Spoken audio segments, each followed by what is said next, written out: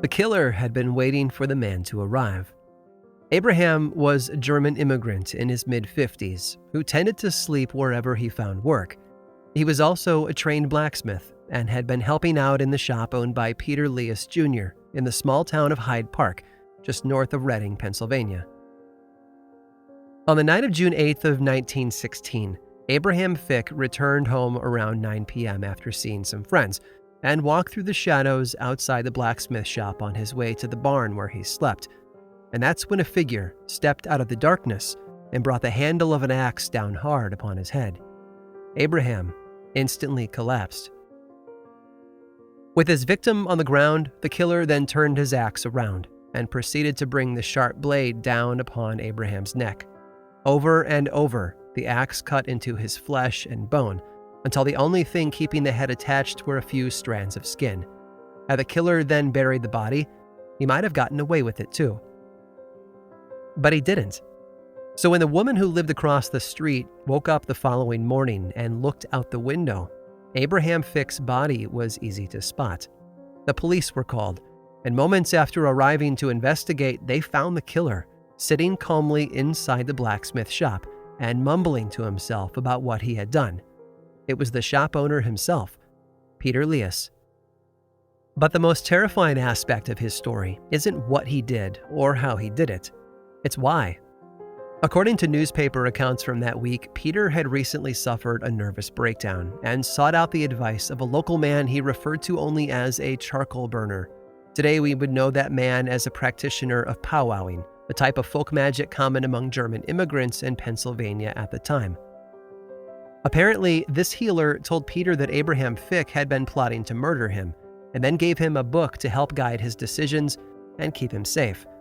In the end, though, it seems that Peter found a solution on his own: to kill before he himself could be killed. When he was arrested, though, that book was found in his pocket, and in the coming weeks it would feature heavily in the news. Eventually, Peter would avoid prison altogether, instead being sent to a local asylum because of insanity, they claimed, caused by obsessively reading that book. And while it's hard to imagine one small object having that much of an impact on the mental state of a person, the story of Peter Lias highlights a belief that was all too common for centuries. Some books were more powerful than others. And when taken too far, the results could be deadly. I'm Aaron Mahnke, and this is Lore.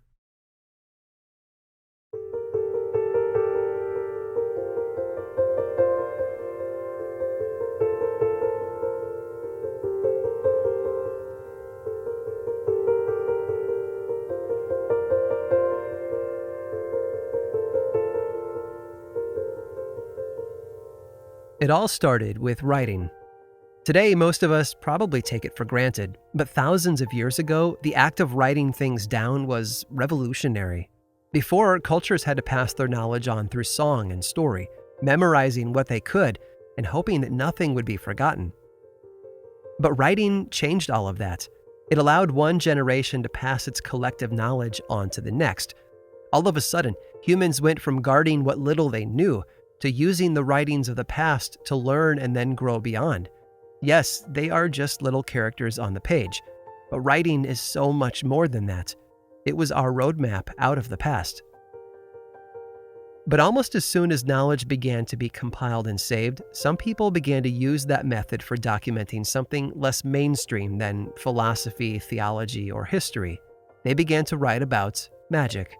In fact, according to Pliny the Elder, who wrote during the middle of the 1st century, the first person to have written down magic was a Persian astrologer named Osthenes.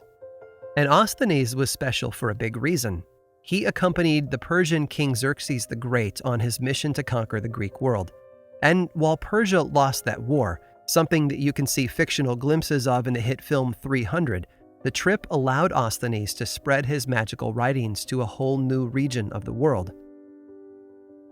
For many cultures, the very act of writing was considered magic. Among the Toba Batak people of northern Indonesia, their books of magic are known as Pustaha. They are these amazing documents that can sometimes be up to 50 feet long before being folded accordion style and bound inside a cover, and they were only created by priests using sacred ink because it was the act of making them that made them powerful. On the other end of the spectrum, though, many books have been considered magical not for their contents, but for their appearance. Despite everyone being taught not to judge a book by its cover, countless books through history have been considered powerful because they are large or bound in leather or have gilded edges. All of these books, though, fall into a category that most people have heard of, but very few understand. They are grimoires, books of knowledge and instruction centered around the magical arts.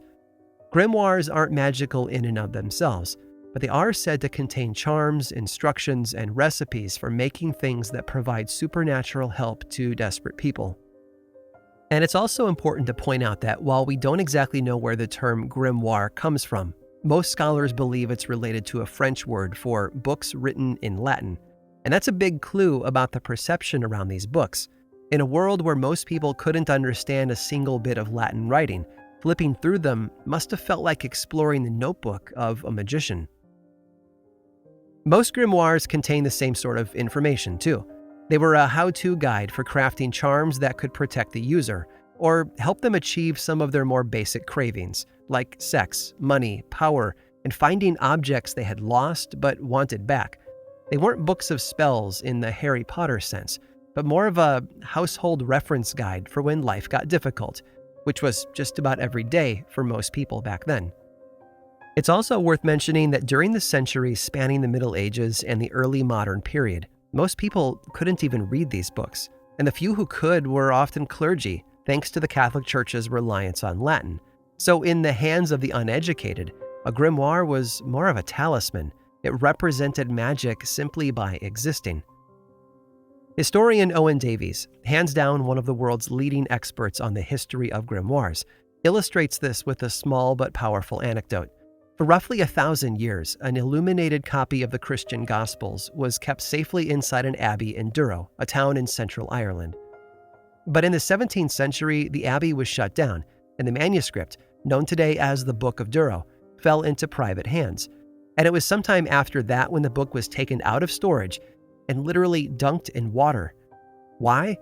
Because local farmers were desperate to cure their sick cows, and they believed that the water would gain magical powers from contact with the holy book. As time went on, though, grimoires became more and more associated with the occult world, so much so that the clergy who owned them found themselves at risk.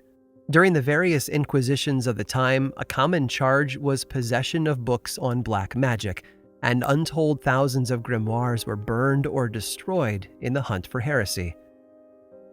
But that association between grimoires and clergy had another side effect. Thanks to the growing public awareness of these little instructional books, it became more and more important to justify their authority, to put a stamp of approval on them so that anyone, even those who couldn't read them, might understand just how significant they were. These books were powerful because of the legendary people who wrote them.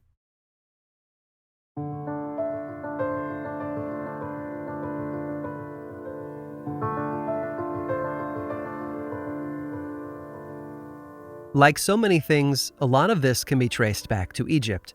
While magical writings were common all throughout the ancient world, it was the Hellenistic period, when Egypt fell under the rule of the Greeks, that those activities really took off. Because when the Egyptian priests began to speak and write in Greek, that meant a whole new world of magic had just opened up to the rest of the Greek world. For most grimoires, it all came down to packaging. And what better way to make one collection of magical writings stand out above all the others than by giving it a false origin story that sampled those ancient roots? If a good percentage of people out there couldn't read what was inside them, why not claim that these books were written by legendary figures from the past? First on that list was Moses, the Jewish prophet who led his people out of Egypt. In a lot of minds, Moses was a powerful magician. Just looking at the details of his story makes it easy to see why. Splitting the waters of the Red Sea, turning his staff into a snake, and communicating with God through a burning bush. All of it smacked of magic. so naturally a number of grimoires took on his name. And there were a lot of them too. The Key of Moses, the Secret Moon Book of Moses, the Archangelical Teaching of Moses. You get the idea. But the most common one was called the Sixth and Seventh Books of Moses. Obviously, it wasn't written by him, but that didn't matter to most people. And this book was wildly popular. One group of people that revered it were the German hex doctors of Pennsylvania. Remember the story of Peter Leas from the beginning of this episode? That book that was given to him by the charcoal burner was the Sixth and Seventh Book of Moses. And a quick search of newspapers throughout the region in the late 1800s will net you hundreds of mentions of the book. People using it, people selling it. Honestly, it was everywhere. What did the book contain that made it so popular? Well, besides the name of Moses on the front, it was viewed by many as a guide for finding lost objects, misplaced money, hidden treasure, and precious metals. If you wanted to find it, this grimoire was the most trusted how-to guide out there. Those who used it, though, claimed it was filled with power. Historian Owen Davies tells the story of one Pennsylvanian hex doctor who described reading it out loud for the first time. The man claimed that as he did so, his home filled with a flood of voices shouting his name, as if a host of people beyond the veil were calling out to him. When he closed it, though, the voices stopped. But Moses wasn't the only person worthy of having his name on the front of a grimoire. For a lot of people over the centuries, if you were to repurpose one figure to represent wisdom and power, it would be the biblical King Solomon. The irony is that nowhere in the Bible is he portrayed as a magician. But honestly, when has irony ever stopped gullible people from swallowing a lie? What Solomon did have going for him was the rumor that he had written thousands of books. So when grimoires began to appear with his name on them, it seemed to many as if those lost books had been found. What they contained, though, were entire fantasies designed to catch the eyes of people hungry for more magic. The Testament of Solomon, for example, was a manuscript that told the story of how demons bothered the workmen building the temple in Jerusalem. In its pages were diagrams and drawings that claimed to show exactly how Solomon defeated those demons. To a medieval reader, this book was a powerful tool, because now they could control the forces of darkness as well. The most popular book associated with him was known as the Clavicula Salomonis, or the Key of Solomon. It dates to about the 15th century and has more instructional material regarding spirits, how to bind them, how to summon them, or even to control them. It also has a healthy dose of help for those seeking to get rich or expand their love life. Naturally, texts like that proved immensely popular. There were others over the centuries as well. A number of books were attributed to a man named Saint Cyprian of Antioch, which detailed his magical education in Egypt before converting to Christianity.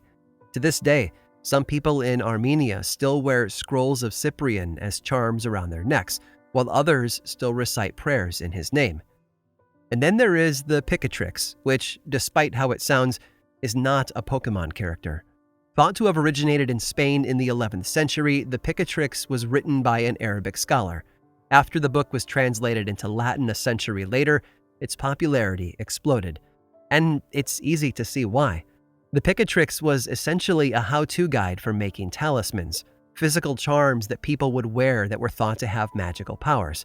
But it also mixed in a healthy dose of astrology, astronomy, mathematics, and alchemy, which illustrates something else that's important to point out. To many people, there was no wall separating magic and science. Yes, clergy were often viewed as possible magicians because of their familiarity with languages like Hebrew, Latin, and Greek, languages that looked, to most people, like occult symbols. But during the Middle Ages, those assumptions carried over to scientists as well. Because of that, one man's name has become more connected than most to the world of magical writing. And if the stories are true, there's a good reason why.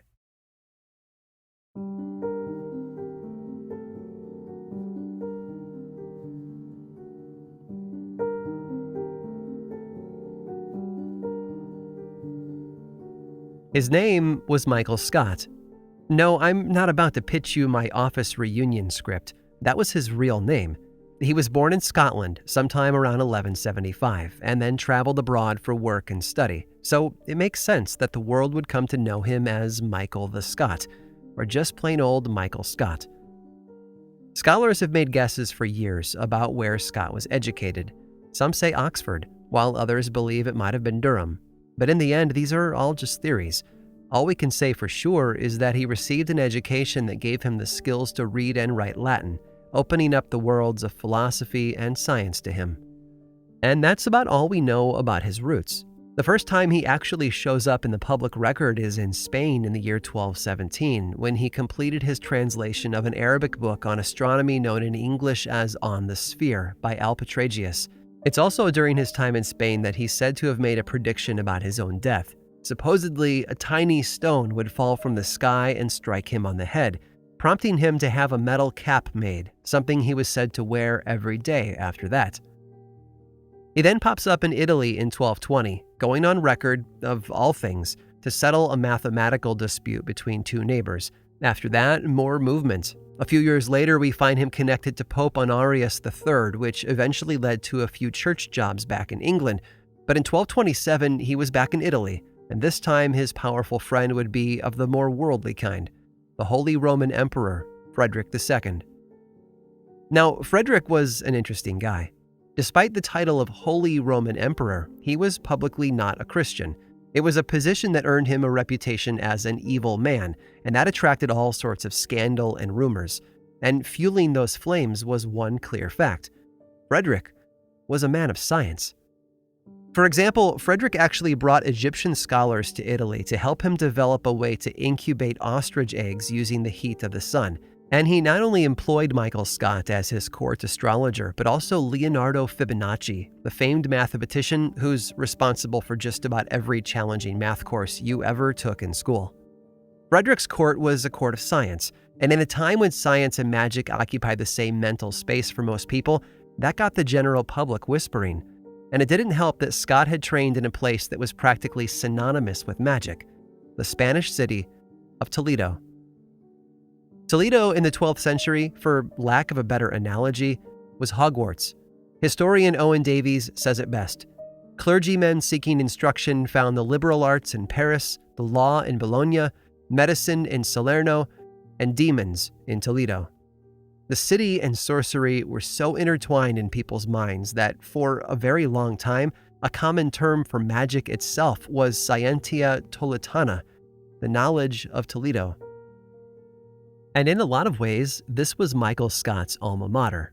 He might not have begun his formal education there, but it was certainly where he built his reputation. Thanks to the overlap of Arabic and European cultures, he was exposed to all sorts of fields of study that caused rumors. And it's easy to see why. If he had learned about things like astrology and natural philosophy, then surely he had also studied necromancy and demonology, right? The stories we have about Scot from his time in the court of Emperor Frederick II are dripping with magic. One tale explains that he had a passion for throwing elaborate dinner parties. It's said that he would frequently invite friends over for a meal, but when they arrived, they would discover that no one was busy in the kitchen, leaving them to wonder where their meal would come from. That's when Scot would lead them into the dining room, where exotic dishes would all be waiting for them on the table. One by one, he would point to a dish and explain where it came from. This one was from Paris, and this one here was from London, hinting that all of them had somehow been magically transported from those tables to his own. In another story, Scot hosted a large gathering on a hot, humid day, and the emperor himself was there. Looking for relief, Frederick was said to have asked Scot if he could do something to cool everyone off. In response, the magician was said to have summoned a fierce rainstorm, which blew in suddenly, dropping the temperature, and then vanished almost as quickly as it had arrived. Many of the legends that we have about Scot are centered around a grimoire that he carried with him, entitled The Book of Might. With the incantations it contained, he was able to summon familiars to help him perform tasks. Once, upon being told to go to France and ask them to put an end to French piracy, he was said to have used the book to call up a demonic black horse, which carried him off into the sky. In the end, Scot is a frustrating character. He clearly existed, but so much of his life is still a mystery to us today. What we do know, though, is that he lived on that blurry line between science and magic, and left a trail of amazing stories in his wake. Stories that hinted at the dark reputation and legendary power of grimoires. We do know one more thing about him, though. When he died. One of the benefits of working in the court of the Holy Roman Emperor meant that there were a lot of other educated people around.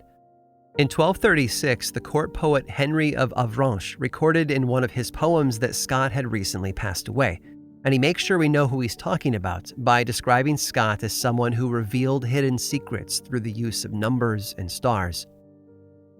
But the most surprising thing about his death isn't that it was recorded, but how it happened in the first place. It said that Scott was a pious man, but arrived at church one day just as the bell was being rung. Maybe he felt guilty for his late arrival, or perhaps it was something he did every time he attended, but he removed his cap as he entered the church. His metal cap. And that's the moment when the rope from the bell ringer brushed against a loose bit of masonry, knocking it free from the tower above. It might have been small, no bigger than a man's fist, but a fall from such a great height gave that tiny stone a chance to attain a lethal velocity. The stone landed directly on his bare head, killing him instantly, exactly as he had predicted years before.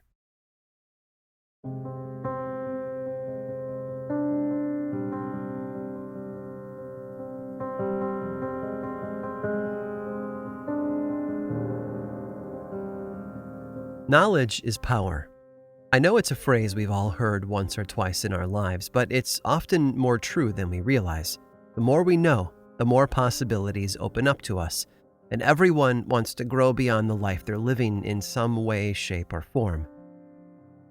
At the heart of the world of grimoires is the notion of unattainable knowledge buried within secrecy.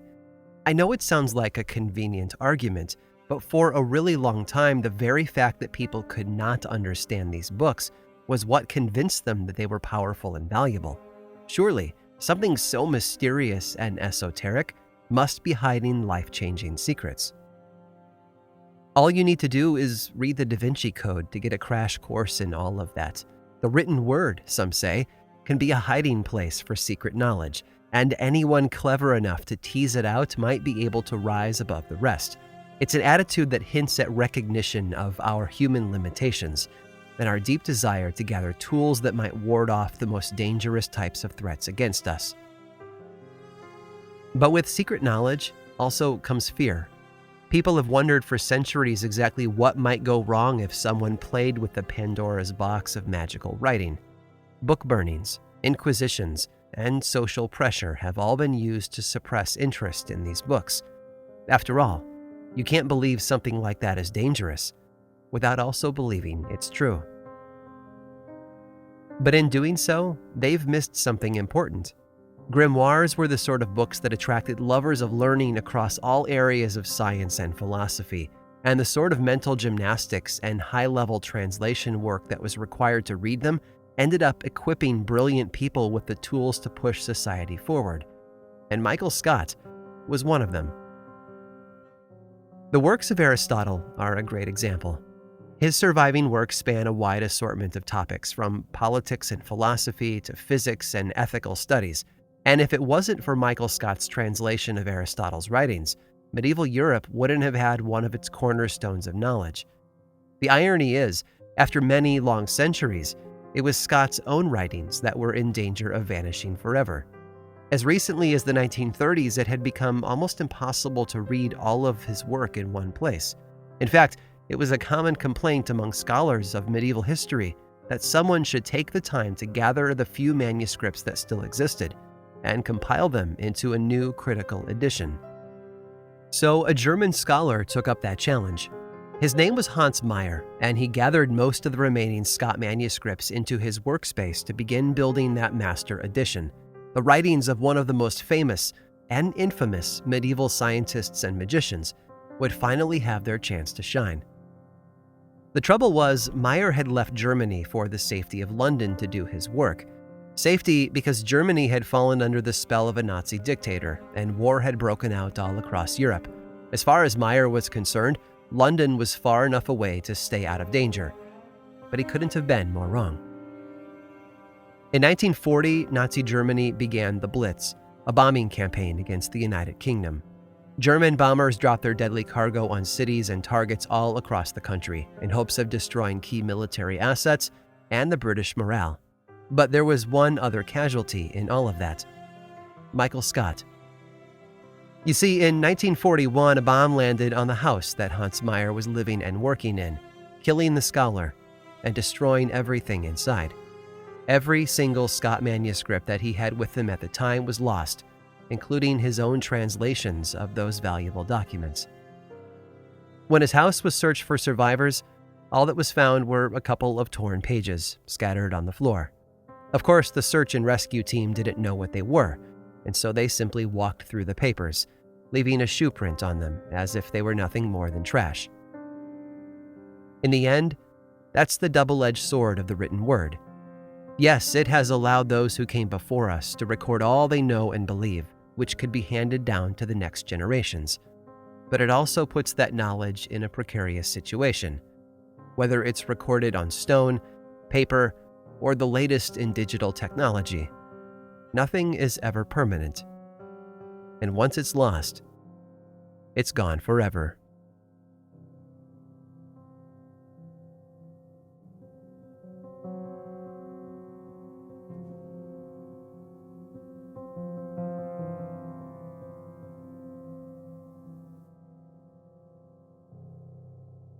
Michael Scott certainly provides a unique glimpse into the world of grimoires, but he's far from the only one. Throughout the ages, countless colorful figures harnessed the power of those mysterious tomes, and in the process, left their own indelible mark on the pages of history. And if you stick around after this brief sponsor break, I'll tell you one more tale of magic and mayhem.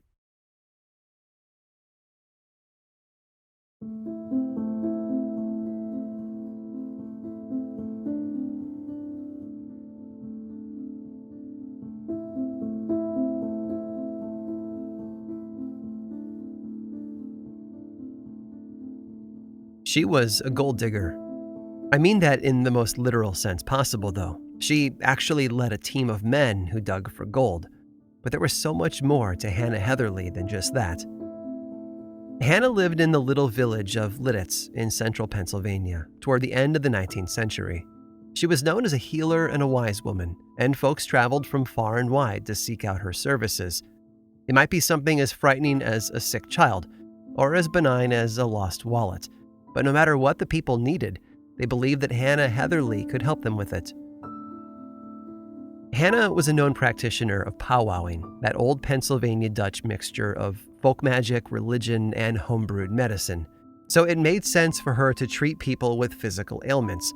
She was known to treat patients with epilepsy, nervousness, depression, and even St. Anthony's dance, a type of involuntary movement disorder. One newspaper article from March of 1979 described the essence of powwowing like this: "It consists of blowing the breath over a wound or sore and repeating a mysteriously worded appeal or prayer." And these prayers were found inside one of the more recent additions to the list of grimoires, a book called The Long Lost Friend. For practitioners of powwowing, it was a required tool, and they rarely went anywhere without it. It was a small book, easily stuffed into a pocket or purse, and in the world of those who believed in that particular bent of folk magic, it was practically on par with the Bible.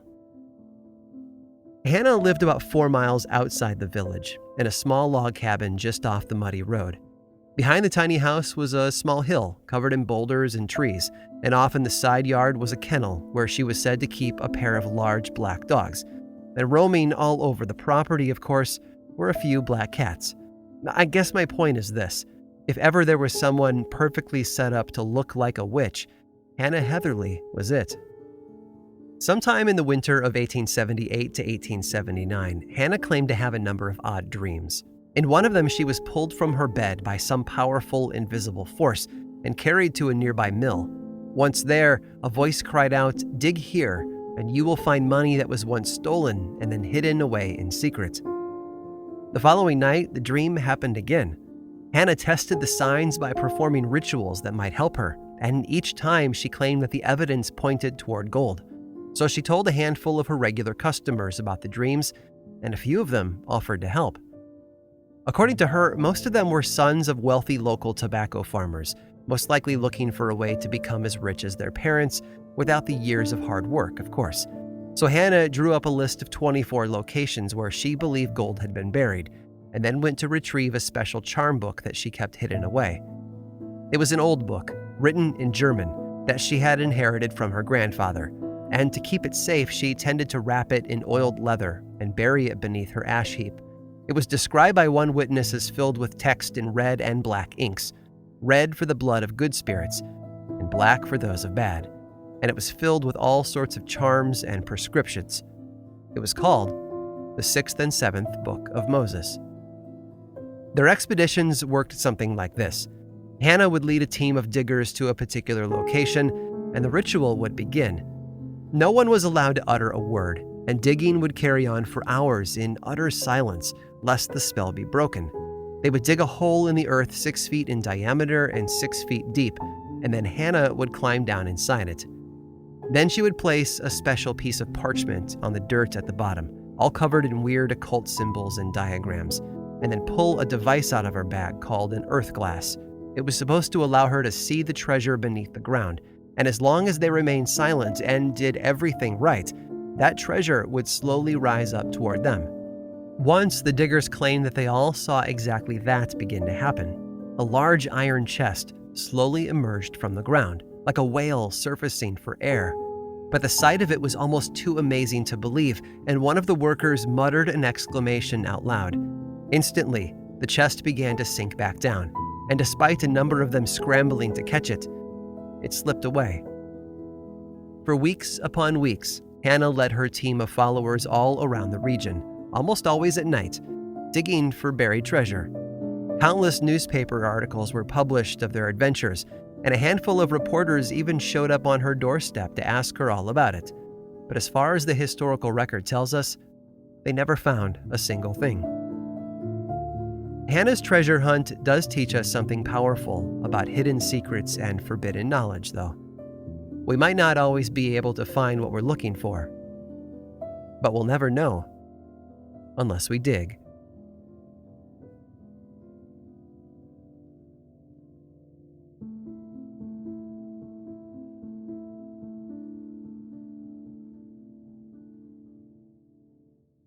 This episode of Lore was written and produced by me, Aaron Mahnke, with research by Sam Alberti and music by Chad Lawson. From time to time, my researchers will find a book that provides a deep well for a particular topic. And while an episode like this only tries to scratch the surface, curious listeners might want to learn more. To that end, I want to point you in the direction of a book called Grimoires by Owen Davies. It's thick with scholarly details, but it's well written and full of texture. I've put a link to it in the episode description and on the episode page of the Lore website. So please, if you want to know more, check it out.